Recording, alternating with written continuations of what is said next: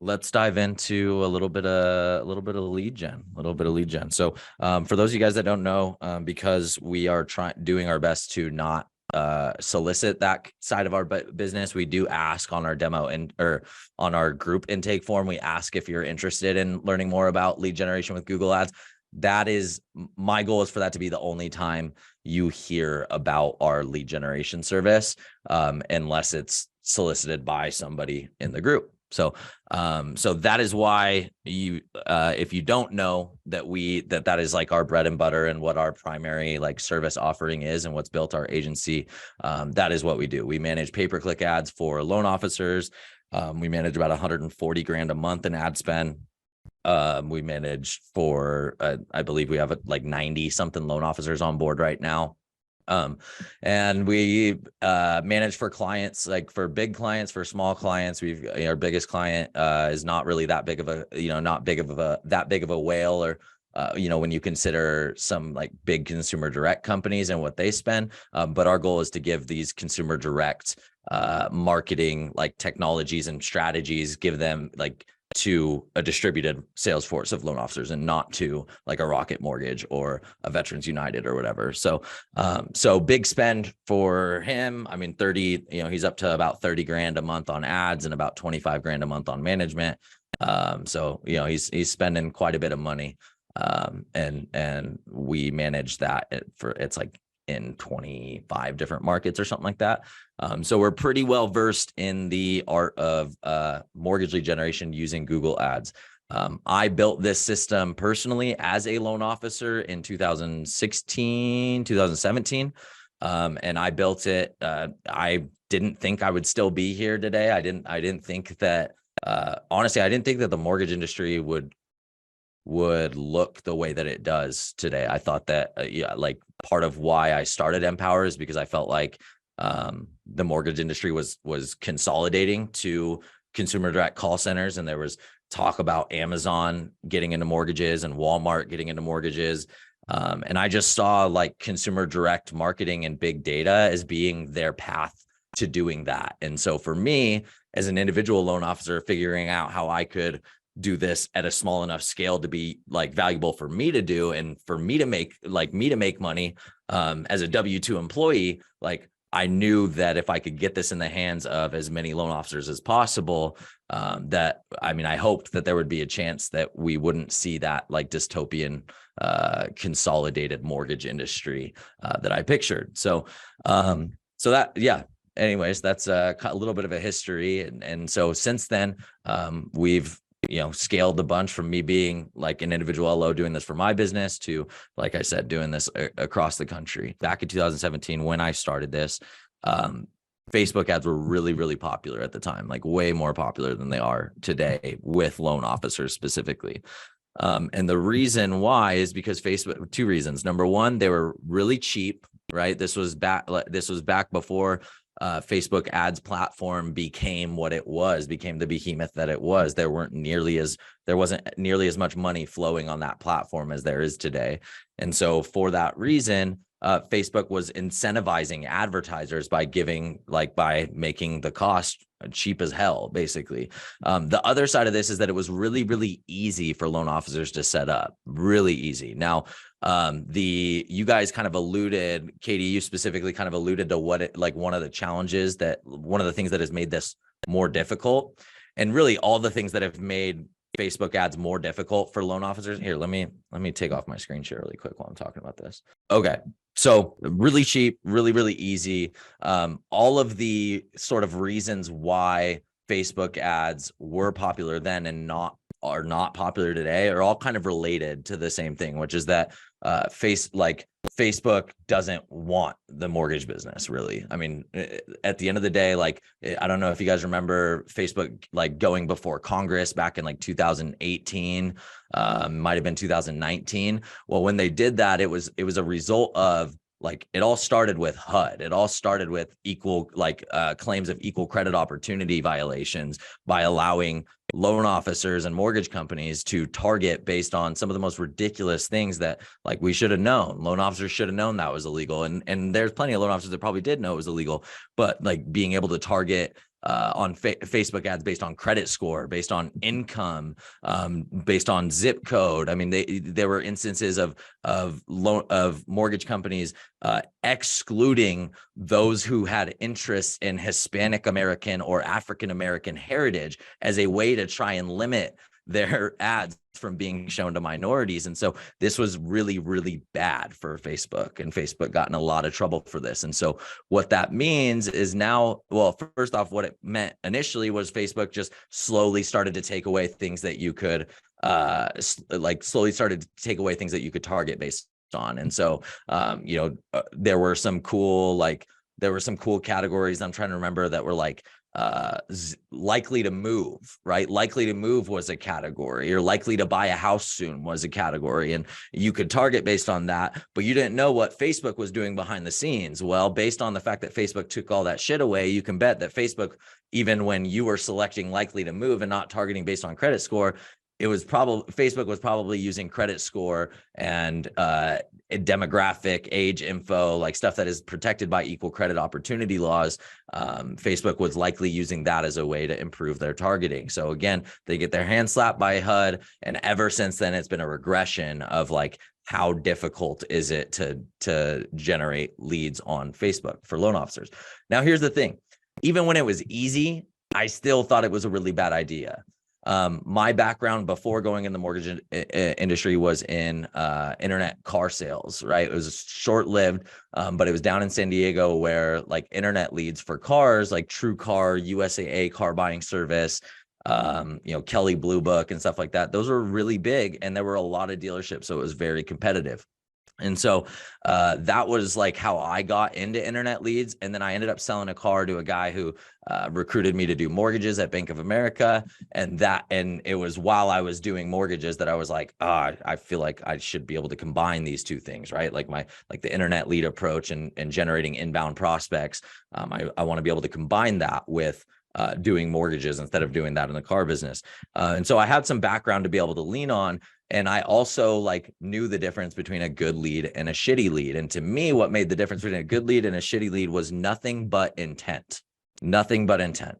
Wells Fargo gave us trigger leads as part of like their lead router system when I was at Wells Fargo. And that was the one lead that I like could not get myself to call because there was no intent. There was zero intent, right? They had they pulled their intent. I mean, maybe they had intent, but they had intent with somebody else, right? They didn't like zero intent as far as engaging with me. And I was not like, I was not good at overcoming that. Yeah. Well, Facebook ads are kind of the same thing. Facebook ads, especially the way that they were generating them at the time, a lot of the talk around generating leads on Facebook ads was like, homes are sexier than loans, so you should be like advertising homes and collecting the leads that way, and then transitioning the conversation to a mortgage conversation. And we go back to this word intent. And I say, where is the intent to talk to me? That's not what I'm in this business for, right? And so anyways, short story long, reading books and trying different stuff and spending money on Facebook ads, I ultimately decided to spend some money on Google ads and give it a shot there. I grew up using the hell out of Google. I'm fairly young, and my dad was fairly young and in technology as a kid. And so like, in 2001 was the rise of Google, and I was all over it as a 7-year-old, right? Yeah, 8-year-old. I was all over it. I had a computer with internet access in my room. My dad taught me how to do the quotations and plus signs and minus signs and all that. You don't have to do any of that stuff anymore in order for Google to get you the best results. But back then you did. And so like I said, I was all over Google as a kid. And so it just kind of made sense to me that okay, where are people searching for what I'm providing? The other part of this too was that whenever I would go on Google and start punching in searches like mortgage loan officers or mortgages near me, because that's what I thought people were searching at the time. Whenever I would go on and search those things, it like clockwork, I was always seeing LendingTree, Zillow, Veterans United, and Quicken Loans, like clockwork every single time. And so I was kind of by accident that I'm searching enough times to try and see what other people are doing and realizing holy shit, these guys, sponsored means that they're paying for ads. These guys are all running pay-per-click ads here. Now, it's in order for LendingTree to have enough margin to be able to sell me these leads, there's got to be a way to skip the middleman and generate them myself. So that was a really long way to say that I started generating, that I figured out how to generate leads on Google. Now, in 2017, Google's machine learning was nowhere near what it is today. Google has had automated bidding strategies since I've started running Google ads. However, in the beginning, the results that we got with them were terrible compared to what we were able to do by basically taking a pool of 150 mortgage related keywords in a broad match category. So if you're not familiar, Google allows different types of matches when you designate what keywords you want to bid for. Google will allow phrase match, exact match, modified broad match, modified phrase match, I think, and broad match, exact match, phrase match are the three foundational ones, and then they have a couple modifications of those. So when I first started, I opened 10 pages of Perry Belcher's guide to running Google AdWords in 2017 or whatever it was, 2017, 2018. I opened that book, I read 10 pages of it, and my ADD kicked in, and I was like, I'll just go spend money and figure it out myself. And so I didn't get to the part where they talked about hey, make sure that you set up all your campaigns using phrase match or exact match. Otherwise you're going to blow through a ton of budget and not get anything as a result. So every keyword I added, it was 140 keywords or something like that, I added into a broad match category on accident. And then what I did is I took all of those keywords and I set the maximum bid at $2 a click, thinking, okay, if I convert 1 out of every 10 of these, that'll be $20 a lead, no more than $20 a lead, and started my ads. And I actually right off the bat started converting at 1 out of 7 to 1 out of every 8 clicks. And actually it might've been a little bit more than that, but it was easy enough to then go in and pause the keywords that weren't converting. Just getting flashbacks to the different lessons I learned. And back then I didn't have conversion tracking. These days, conversion tracking, you guys can't run this without tracking conversions. You just can't. You can send those conversions back to Google Ads inside of Go High Level. That's what I would recommend, is have a form or a survey integrated on a landing page built within High Level. And then if you do that, then High Level automatically collects what's called the GCL ID, the Google Click Identifier. Now, this is what allows Google to track who is converting into a lead. It used to be that you used to be able to just put a pixel on your website and Google would do the rest. With Apple's crusade against tracking and against anti-privacy, this is no longer possible for 40% of the population. And so the solution is to make sure that when you set up your Google ads, you turn on URL tagging is the setting. When you turn on URL tagging, or auto tagging, it might be called, then it makes it so that when the traffic comes to your website, they're coming to your website with a parameter in the URL. Basically, it's hard to explain without going further into detail, with a parameter in the URL that is the GCL ID. Basically, your website will be able to tell what the GCL ID is for that lead based on the domain name coming over. And that's just a digital marketing functionality. Maybe I'll do a separate video on just that concept at some point, because I could go hours on just that. But basically your high level form survey is going to be able to store that GCL ID and associate it with the contact, so that when the contact performs an action that you want to send back to Google and say, this is good, right? For us, it would be demo scheduled. For our clients, it would be lead generated, right? Lead form completed. You can send that information back to Google with the GCL ID, and then Google, you didn't pass them any personal information. You pass them an identifier that then Google takes to their tables, where they have all the personal information associated with that individual. And now they can start to allow their robots, their machines, to optimize your ads based on what, like how, based on whatever you set it up to optimize for, based on ROI, based on getting the most conversions possible, the most leads possible. So as long as you're passing that data back to Google, then kind of in the same way that Facebook ads optimizes over time. Katie, you asked this question in the group: how long does it take for Facebook to get an idea of, or like to optimize, basically, right? Google ads do the same thing. You just got to feed that data back to them in such a way that they can associate it with whoever originally clicked on your ad. This is the most important thing, hands down, because no matter how you start your campaign, if you have a bunch of broad match keywords and you have the maximized conversions ads management strategy, and you're sending your conversions back to Google and letting them complete that loop every time, no matter how bad you start off your campaign, you can count on it getting better over time, assuming that you've got some basic fundamentals in order. As far as basic fundamentals go, like, just look at what the best companies out there are doing. Just start Googling, right? And when I say Googling, don't Google like what I said earlier, mortgages near me or mortgage loan officers in my area. That's not what people use Google for anymore. People do not use Google as a phone book. Okay. Especially when it comes to mortgages. When it comes to mortgages, like anybody who is qualified to buy a house, when they want to buy a house, it is not difficult for them to find a loan officer who's willing to help them. They aren't searching Google for that. What they're searching for is the questions that come up inevitably before that point in time.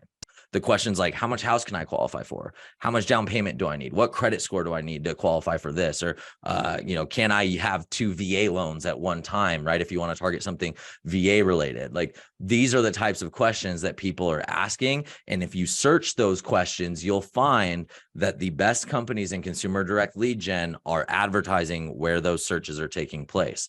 To show you an example, so I'm searching, how much house can I qualify for? Okay. First one, Zillow. What do you know? How much do you qualify for? Boom. Okay. So here's an example. Here's an example that we might want to model. Now, what I recommend, do not pick one page and model one page. Like, you need to triangulate these different aspects, different components of landing pages. And the reason why is because these companies are always testing and changing stuff. And you don't know whether the page that you got is a super limited test, or if it's the one, their bread and butter, the one that they've been running for years that's been crushing it. And so the only protection that you have against that, other than employing some sort of like a software that takes screenshots constantly of this stuff, which we don't even do, the only thing that you can do is go around and start open. I think better.com was in here. I don't know how good Better is at this stuff. I can't stand that company. Nerd Wallet, right? Idaho Mortgage Connect, that's one of ours. ICCU. So we're looking for like a Rocket Mortgage would be a good one.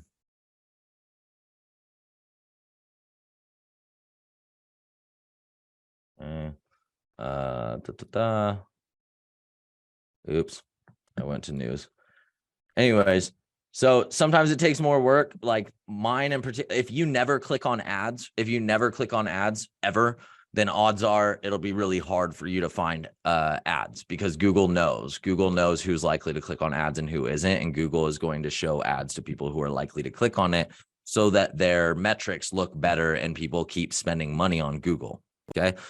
So for that reason, you may or may not have a really easy time with this. It may be more difficult, but trust me. And I mean, you don't have to trust me. Just do it, right? Just go search, find the Rocket Mortgage one, find the Quicken Loans, find the Zillow Home Loans one. Zillow Home Loans has a separate one besides Zillow.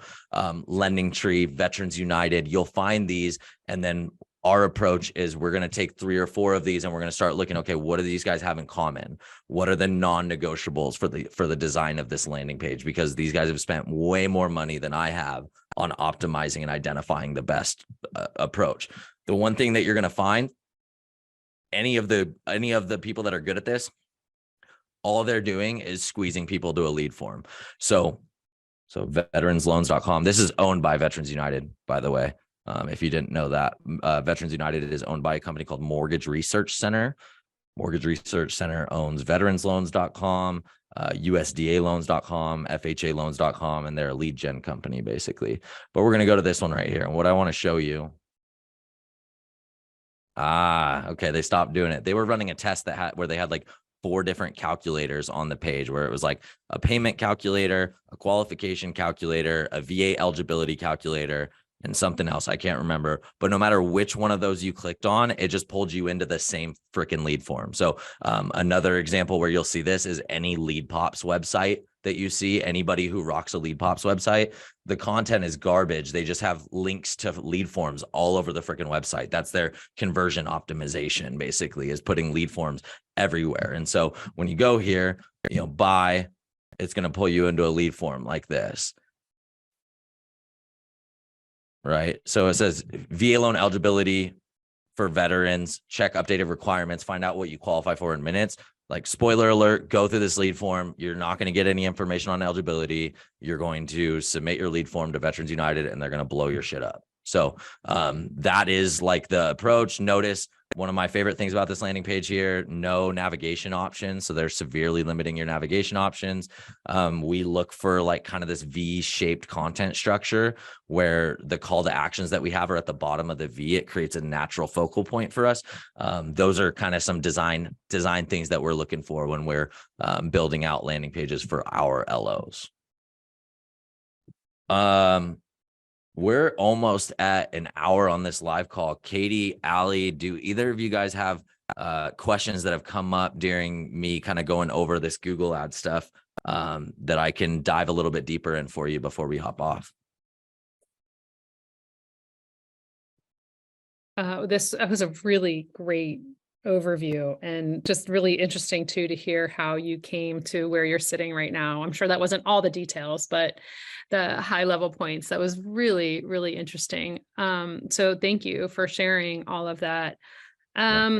This client that we were able to get, this loan officer, and I don't know if this is an angle that some of your own loan officers or if you've ever considered going after, but obviously they do a lot of networking with divorce attorneys, hoping to be a point of reference for any client that is looking to get a resolution as quickly as possible. And they're very honest and integrity focused kind of loan officer, so would be great people to talk to at a really difficult time.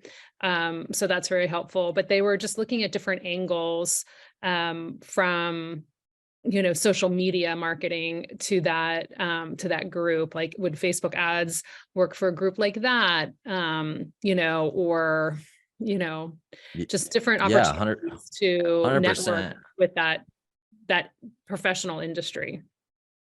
100%. I'll say our approach is more of a one size fits all approach. It's like, hey, here's how we know the best companies the biggest companies in consumer direct mortgage lead gen are doing what they do, and here's how we can do the same for you at like a fraction, like a negligible fraction of the cost as if you were to go buy leads or set up all this infrastructure yourself. So that being said, we don't like, when I say stuff like generating mortgage leads on Facebook is bad, that is not that is in an environment where it is 100% direct response. I'm just trying to generate names, email address, and phone numbers of leads that I can call and see if they want to buy a house. When you're talking about what you're executing, what your loan officer is executing, that's a much more complicated funnel. I mean, complicated maybe isn't the word, like the right word that I was looking for, but it's a much more involved and specific funnel, which means your ads are going to be a lot more targeted. And I would venture to say this is where this strategy turns to gold for you guys, is that if you guys are just running ads to drive traffic to that Facebook group, you guys can find a way to not have to designate yourself as a special ad category and not use the word like mortgage, depending on what that Facebook group is. Mm-hmm. And that will save you so much so Right. much hassle. Okay.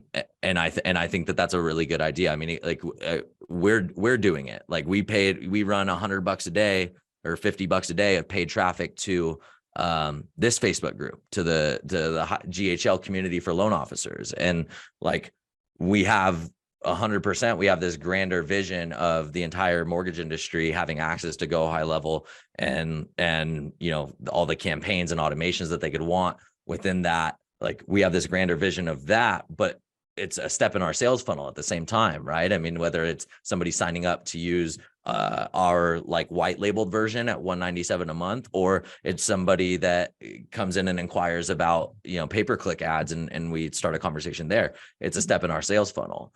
And we are like, we are able to advertise the group with a framing that we don't get to run any of our other ads with. Like it creates a less less of a commitment. I'm asking for less of a commitment. I'm asking for them to take less steps in the sales process by giving them this like lower commitment. Just identify yourself as being within my audience, and then I'll do the rest from there. Or, you know, I have other steps in the funnel to do the rest from there. Right. Does that make sense? Yep.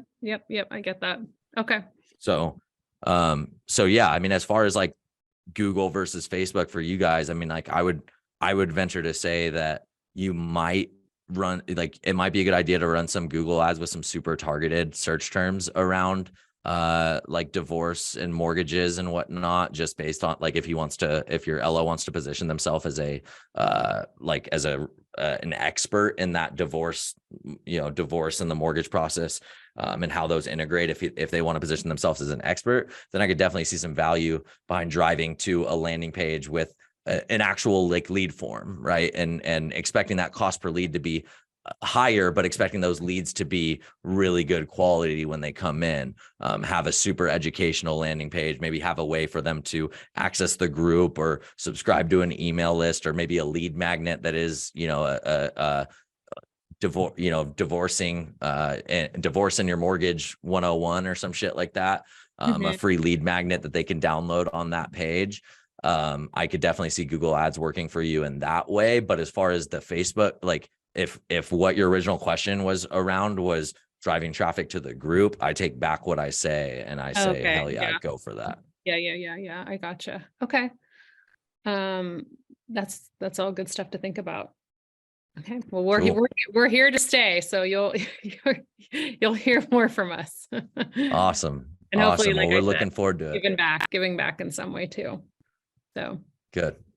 Looking forward to it. Thank you guys so much for hopping on when you guys did and being the most engaged members of the Zoom room so far. I almost put this in the post. I didn't. I'll say it here. Like going into today, I didn't give a shit if we had 2 loan officers, 0 loan officers, 5 loan officers, or 50 loan officers on this call, because I'm going to be here next week. I'm going to be here the week after. I'm betting my career on Go High Level in the mortgage industry, like bottom line. And I know that this platform is better than anything else out there. I know that the support that we can provide in my team and the community that we're creating, the support that we can provide for the mortgage industry and loan officers is going to be unmatched by any marketing platform out there. And I'm excited for it, and I stay excited for it. So I'll be here next week. If you miss this call, no problem. Tuesday, 11 o'clock. We might change the time at some point. Sounds like Ali and Katie really like this time block. So, we'll keep it here for a little bit and kind of see what happens. But, no matter what, you guys kind of saw what took place today. I had no intention of diving into Google lead gen and whatnot. Ali and Katie got a whole lot out of this by showing up on the call and asking questions. So highly recommend you do the same next week if you've got questions like this. In the meantime, if you're not able to make those calls, feel free to drop your question in the group. And if it's not answered adequately by somebody in the group, then I'll include it in the next live stream that I do next Tuesday. But with that, I don't have anybody helping me monitor besides I did. Katie helped me out, and we didn't have anybody commenting over there. But I'm going to take off. You guys take care. Have a great rest of your week.